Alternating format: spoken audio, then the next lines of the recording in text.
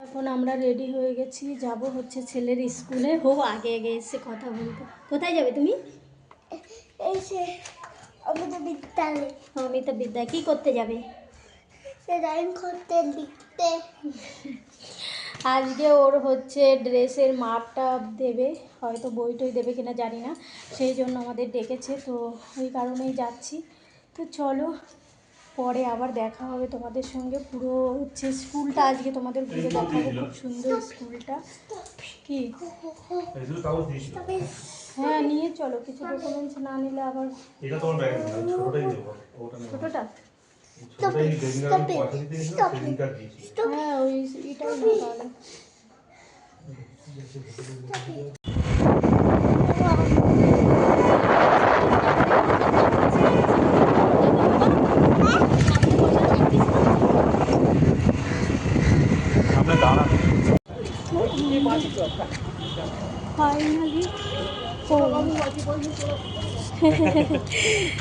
Finally আমরা পৌঁছে গেছি স্কুলে।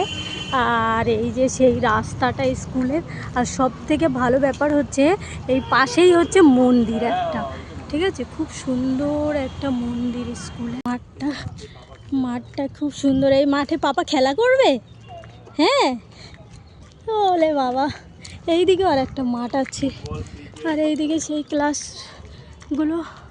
ফাইনালি আমরা স্কুলের মধ্যে পৌঁছে গেছি, আর সবাই কিন্তু দাঁড়িয়ে পড়েছে লাইনে, সব প্যারেন্টসরা, কারণ আজকে বই আর হচ্ছে ড্রেস দেবে, সেটারে বিল করাচ্ছে। আর এই দেখো স্কুলে ঢোকার আগেই না আম্মাকে বিশাল বড় একটা ফটোতে সাজিয়ে রেখেছে। এটা কিন্তু আম্মার স্কুল। আর ভিতরটা দেখো খুব সুন্দর, কিন্তু এই রকম টাইপের। আমি সামান্য একটু ভিডিও করেছি ঘুরিয়ে ঘুরিয়ে। আর এখানে বই দেয়া হচ্ছিল, আমার ছেলে এত দুষ্টুমি করছিল, আর তারপরে চলে এলাম ওর ড্রেস নেওয়ার জন্য। ড্রেসের একটু মাপ দেখে নিচ্ছিলাম, কোনটা বড় হচ্ছে কোনটা ছোট হচ্ছে। আর এই দেখো মেয়েদের জামাগুলো কিন্তু ভীষণ কিউট ছিল।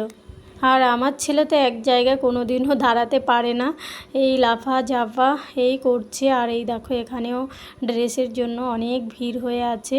আর আমার ছেলে একা একা বল নিয়ে খেলছে। স্যার একটা বল বের করে দিয়েছে, আর ওইটা নিয়েই ও খেলা করছে, আর পড়ে যাচ্ছে এই করছে আর কি। মাঠের মধ্যে দৌড়োদৌড়ি করছে, অনেক বড় কিন্তু মাঠটা। আর ও একা একাই কিন্তু খেলছে, কেউ ছিল না, সঙ্গীরা সবাই চলে যাচ্ছে। আর আমাদের ড্রেস বই নেওয়া হয়ে গেছে, তো আমরা এখন বাড়িতে বেরিয়ে যাব। ড্রেস আর বই পেয়ে গেছি আমার প্রচুর, এবার আমরা বাড়ি যাচ্ছি। কোথায় থাকবো তাহলে? এখানে থাকবো? লিখবো না তো এখন? লিখবে নাকি? যেদিন স্কুলে আসবে তখন তো লিখবে, এখন এইগুলো দিয়ে দিল তোমাকে।